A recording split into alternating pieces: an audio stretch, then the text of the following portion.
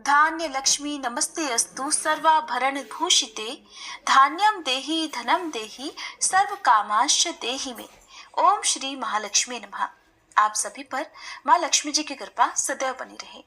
आज मार्गशीर्ष मास का चौथा और अंतिम गुरुवार है और आज आप सुनेंगे माँ लक्ष्मी जी की संपूर्ण कथा के साथ ही श्री लक्ष्मी चालीसा पाठ और आरती। उससे पहले जानिए आज के शुभ मुहूर्त के बारे में। आज 12 दिसंबर गुरुवार है और आज माँ लक्ष्मी जी की पूजा करने के लिए गोधूली मुहूर्त रहेगा शाम 5:23 से 5:50 तक। अगर आप जानना चाहते हो कि अंतिम गुरुवार को किस प्रकार से उद्यापन करना चाहिए तो इसकी अलग से कंप्लीट वीडियो हमारे चैनल पर पहले से ही अपलोडेड है। आइए प्रिय श्रोताओं, अब हम सब मिलकर माँ लक्ष्मी जी का स्मरण करते हुए कथा का श्रवण करते हैं। श्री महालक्ष्मी माता जी के अनेक रूप और नाम हैं। भूतल में वे छाया, शक्ति, तृष्णा, शांति, जाति, लज्जा, श्रद्धा, कांति, वृत्ति, स्मृति, दया, तुष्टि, माता, अधिष्ठात्री और लक्ष्मी के रूप में स्थित हैं। हम उन्हें प्रणाम करते हैं। कैलाश पर्वत पर पार्वती, क्षीर सागर में सिंधु कन्या, स्वर्ग लोक में महालक्ष्मी, भूलोक में लक्ष्मी, ब्रह्मलोक में सावित्री, ग्वालों में राधिका, वृंदावन में रासेश्वरी, चंदन वन में चंद्रा, चंपक वन में गिरिजा, पद्म वन में पद्मा, मालती वन में मालती, कुंदन वन में कुंददंती, केतकी वन में सुशीला, कदम्ब वन में कदम्ब माला, राजप्रसाद में राजलक्ष्मी और घर घर में गृहलक्ष्मी इन विभिन्न नामों से पहचानी जाती हैं। इस तरह सर्वथा चारों ओर सर्वभूत में सुपरिचित माता श्री महालक्ष्मी जी की ये कथा है। भारतवर्ष के सौराष्ट्र देश में द्वापर युग की ये कहानी है। सौराष्ट्र में उस समय भद्रश्रवा नाम के राजा थे। वे बड़े पराक्रमी राजा थे। 4 वेद, 6 शास्त्र, 18 पुराणों का उन्हें ज्ञान था। उनकी रानी का नाम सूरत चंद्रिका था।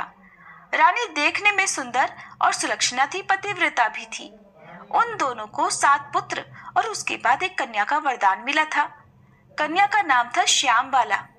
एक बार महालक्ष्मी जी के मन में आया कि जाकर उस राजा के राजप्रसाद में रहें। इससे राजा को 2 गुना धन दौलत की प्राप्ति होगी और वह इस धन दौलत से अपनी प्रजा को और सुख दे पाएगा। गरीब के घर अगर रहे और उसे धन दौलत प्राप्त हो तो वह स्वार्थी की तरह केवल अपने ऊपर ही खर्च करेगा। ये सोचकर श्री महालक्ष्मी जी ने एक बूढ़ी ब्राह्मण स्त्री का रूप धारण किया। हाथ में लाठी लेकर लाठी के सहारे वे रानी के द्वार तक जा पहुंची। यद्यपि उन्होंने बूढ़ी औरत का रूप धारण किया था, पर उनके चेहरे पर देवी का तेज था। उन्हें देखते ही एक दासी सामने आई। उसने इनका नाम, धाम, कर्म पूछ डाला। वृद्ध ब्राह्मणी का रूप धरे हुए माता लक्ष्मी जी ने कहा, बालिके, मेरा नाम कमला है। मेरे पति का नाम भुवनेश है। हम द्वारिका में रहते हैं। तुम्हारी रानी पिछले जन्म में एक वैश्य की पत्नी थी। वह वैश्य गरीब था। गरीबी के कारण हर रोज उसके घर में झगड़े हुआ करते थे और उसका पति भी उसे रोज मारता था। इन बातों से तंग आकर वह घर छोड़कर चली गई और वन जंगलों में खाली पेट भटकने लगी। उसकी इस दुर्दशा पर मुझे दया आई। तब मैंने उसे सुख संपत्ति देने वाली श्री महालक्ष्मी जी की कथा सुनाई। मेरे कहने पर उसने श्री महालक्ष्मी जी का व्रत किया। श्री महालक्ष्मी जी प्रसन्न हुई और उसकी गरीबी दूर हुई। उसका घर संसार दौलत, संतति, संपत्ति से भर गया। बाद में पति पत्नी दोनों परलोक सिधारे। लक्ष्मी व्रत करने के कारण वे लक्ष्मी लोक में रहे। उन्होंने जितने साल महालक्ष्मी का व्रत किया उतने हजारों साल उन्हें सुख भोग मिला। इस जन्म में उसका जन्म राजघराने में हुआ है, परंतु वह श्री महालक्ष्मी जी का व्रत करना भूल गई है और मैं उसे यही याद दिलाने आई हूँ। बूढ़ी ब्राह्मणी की बातें सुनकर दासी ने उन्हें प्रणाम किया और फिर श्री महालक्ष्मी जी का व्रत किस तरह किया जाए इस विषय में पूछा। तब वृद्धा रूपधारी माँ लक्ष्मी जी ने दासी को पूजा की विधि और महिमा बताई। इसके बाद वह दासी माता को प्रणाम करके रानी को बताने अंदर चली गई। राज वैभव में रहते हुए रानी को अपने ऐश्वर्य का बड़ा घमंड हुआ था। संपत्ति और अधिकार के कारण वह उन्मत्त हो गई थी। दासी के द्वारा बताई गई वृद्धा ब्राह्मणी की बातें सुनकर वह आग बबूला होकर राजद्वार पर आकर बुढ़िया रूपधारी श्री महालक्ष्मी जी पर ही बरस पड़ी। उसे ये नहीं पता था कि स्वयं श्री महालक्ष्मी जी माता एक वृद्धा ब्राह्मणी का रूप धारण किए उसके द्वार तक आई हैं। परंतु रानी का इस कदर रूखा बर्ताव और अपना अनादर देखकर अब माता लक्ष्मी जी ने वहां ठहरना ठीक नहीं समझा और वे वहां से चल पड़ी। राह में उन्हें राजकुमारी श्यामबाला मिली। उन्होंने श्यामबाला को सारी बात बताई। श्यामबाला ने अपनी ओर से श्री महालक्ष्मी जी माता से क्षमा मांगी और माता को उस पर दया आ गई। उन्होंने श्यामबाला को श्री महालक्ष्मी जी व्रत के बारे में बताया। उस दिन अगहन यानी मार्गशीर्ष मास का पहला गुरुवार था। श्यामबाला ने परम श्रद्धा से श्री महालक्ष्मी जी का व्रत रखा। फल स्वरूप राजा सिद्धेश्वर के सुपुत्र मालाधर से उसका विवाह हुआ। वह धन दौलत ऐश्वर्य वैभव से माला माल हो गई। पति के साथ ससुराल में आनंद से दिन बिताने लगी। इधर श्री महालक्ष्मी जी का रानी पर प्रकोप हुआ। फल स्वरूप राजा भद्रशिवा का राज्य और राज कारोबार सब कुछ नष्ट हो गया। यहाँ तक कि खाने के लिए भी लाले पड़ गए। ऐसी दशा में एक दिन रानी ने राजा से निवेदन किया कि हमारा दामाद इतना बड़ा राजा है, धनवान है, ऐश्वर्यशाली है, क्यों न उसके पास जाए, अपना हाल उसे बताएं तो वो जरूर हमारी सहायता करेगा। इसी बात पर राजा भद्रशिवा दामाद के पास रवाना हुए। राज्य में पहुंचकर एक तालाब के किनारे थोड़ी देर विश्राम करने के लिए ठहरे। तालाब से पानी लेते आते समय दासियों ने उन्हें देखा। उन्होंने विनम्रता से उनके बारे में पूछा और जब उन्हें ये पता चला कि वे रानी श्यामबाला के पिता हैं, तो दौड़ते हुए जाकर उन्होंने रानी को सारी बात बताई। रानी ने दासी के हाथ राज परिधान भेजकर बड़े ठाट से उनका स्वागत और आदर सत्कार करवाया, खान पान करवाया। जब वे वापस लौटने लगे तो सोने की मोहरों से भरा हुआ घड़ा भी दिया। राजा भद्रश्रवा जब वापस लौटे तो उन्हें देखकर उनकी पत्नी रानी सूरज चंद्रिका बड़ी खुश हुई। उन्होंने सोने की मोहरों से भरे घड़े का मुंह खोलकर देखा, लेकिन हाय भगवान, घड़े में तो धन के बदले कोयले मिले और ये सब श्री महालक्ष्मी जी के प्रकोप से हुआ। इस तरह दुर्दशा में कई और दिन बीत गए। इस बार रानी स्वयं अपनी कन्या के पास गई। वह दिन अगहन मास का अंतिम गुरुवार था। श्यामबाला ने श्री महालक्ष्मी जी का व्रत किया था, पूजा की और अपनी माता से भी व्रत करवाया। इसके बाद रानी अपने घर आ गई। श्री महालक्ष्मी जी का व्रत रखने पर उसे फिर से अपना राजपाट, धन दौलत, ऐश्वर्य प्राप्त हुआ। कुछ दिनों के बाद राजकन्या श्यामबाला अपने पिता के घर अपने मायके आई। उसे अपने घर देखकर अब सूरज चंद्रिका को पुरानी बातें याद आ गईं। यही कि श्यामबाला ने अपने पिता को घड़ा भरकर कोयला दिया था और तो उसे कुछ भी नहीं दिया था। इस कारण श्यामबाला को पिता के घर आने पर उसका कोई भी आदर सत्कार प्राप्त नहीं हुआ। उसका किसी ने सम्मान नहीं किया, बल्कि अनादर ही हुआ। पर उसने इस बात का बुरा नहीं माना। अपने घर लौटते समय उसने पिता के घर से थोड़ा नमक ले लिया और अपने घर अपनी ससुराल लौटने पर उसके पति ने जब पूछा कि अपने मायके से क्या लाई हो, तब उसने जवाब दिया कि वहां का सार लाई हूं। पति ने पूछा, अब भला इसका क्या मतलब हुआ? श्यामबाला ने कहा, थोड़ा धीरज रखो, सब पता चल जाएगा। उस दिन श्यामबाला ने सारा भोजन नमक डाले बिना बनाया और फिर परोसा। पति ने जब भोजन किया तो सारा भोजन बिना नमक का था, इसलिए स्वाद नहीं आया। फिर श्यामबाला ने थाली में नमक डाला, इससे सारा भोजन स्वादिष्ट लगने लगा। तब श्यामबाला ने अपने पति से कहा, यही है वह मायके से लाया हुआ सार। पति को उसकी बात बहुत अच्छी लगी। फिर वे दोनों हंसी मजाक करते हुए भोजन करने लगे। ऐसा कहा गया है कि जो भी इस तरह से श्रद्धा भाव से श्री महालक्ष्मी जी की पूजा करे तो उसे माँ की कृपा अवश्य ही प्राप्त होती है। सुख, संपत्ति, शांति की प्राप्ति होती है, सभी मनोकामनाएं भी पूर्ण हो जाती हैं। परंतु ये सब प्राप्त होने पर माता लक्ष्मी जी की पूजा को कभी भूलना नहीं चाहिए। हर गुरुवार को व्रत पाठ अवश्य करना चाहिए। इस तरह श्री महालक्ष्मी जी की महिमा भक्तों की मनोकामनाएं पूर्ण करती हैं। गुरुवार लक्ष्मी व्रत कथा समाप्त। प्रेम से बोलिए लक्ष्मी माता की जय। श्री लक्ष्मी चालीसा पाठ। मातु लक्ष्मी करी कृपा, करो हृदय में वास, मनोकामना सिद्ध कर पुरवहु मेरी आस। सिंधु सुता विष्णु प्रिय, नत शिर बारंबार, रिद्धि सिद्धि मंगल प्रदे, नत शिर बारंबार। यही मोर अरदास, हाथ जोड़ विनती करूं, सब विधि करो सुवास, जय जननी जगदम्बिका।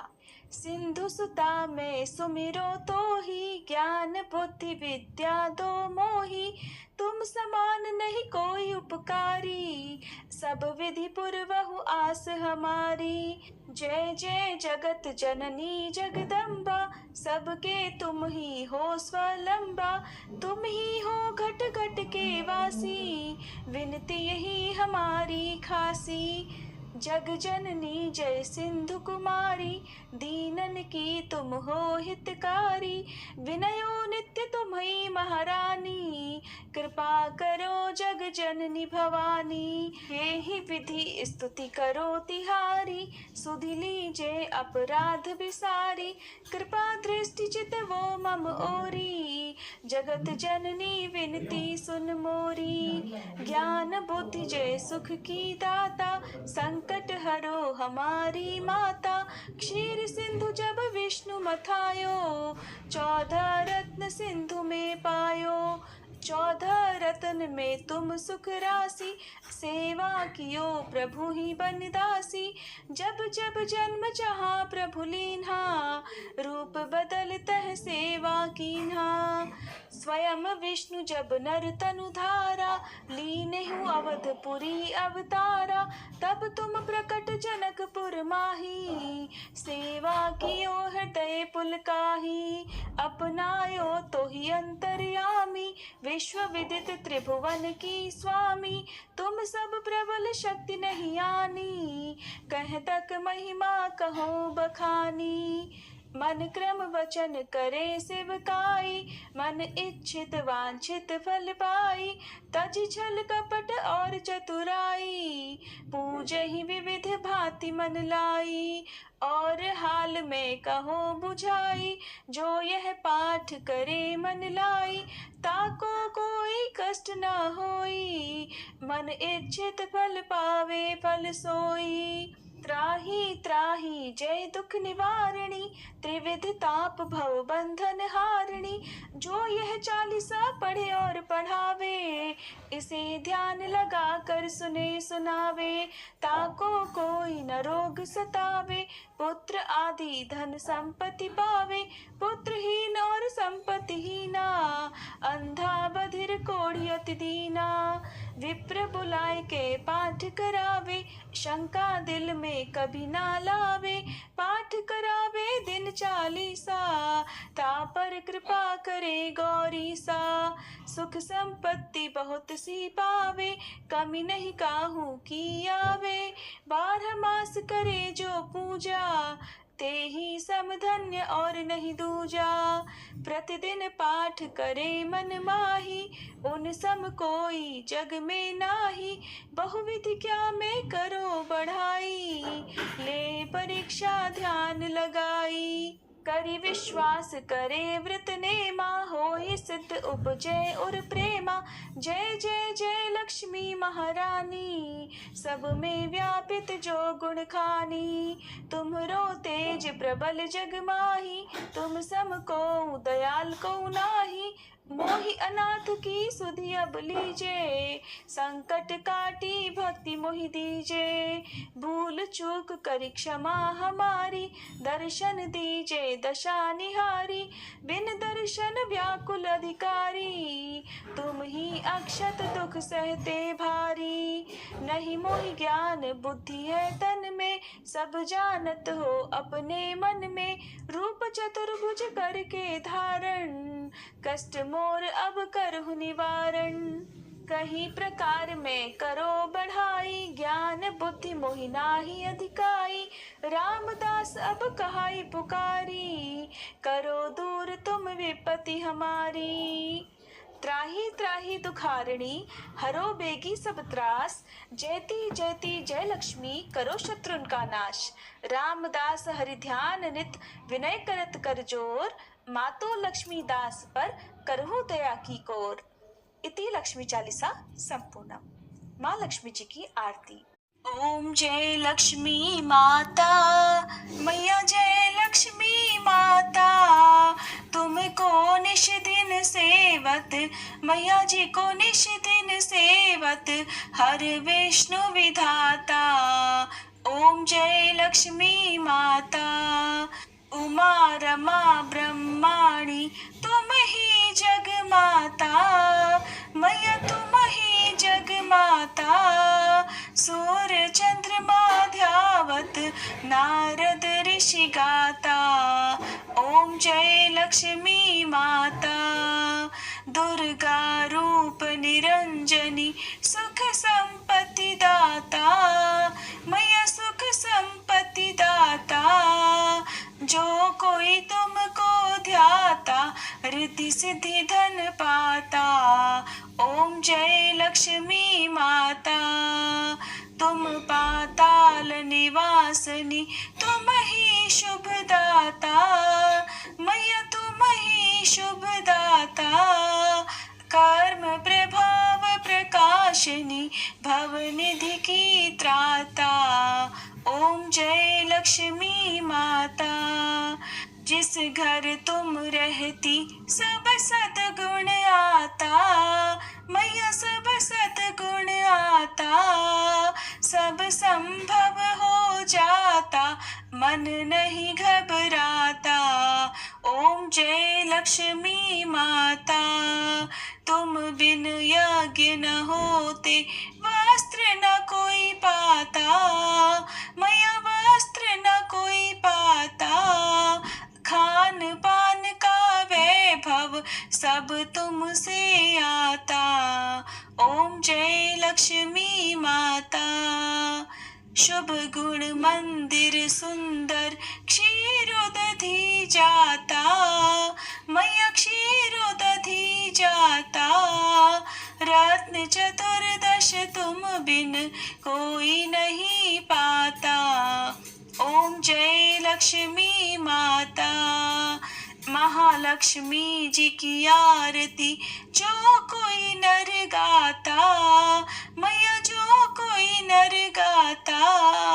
और आनंद समाता पाप उतर जाता।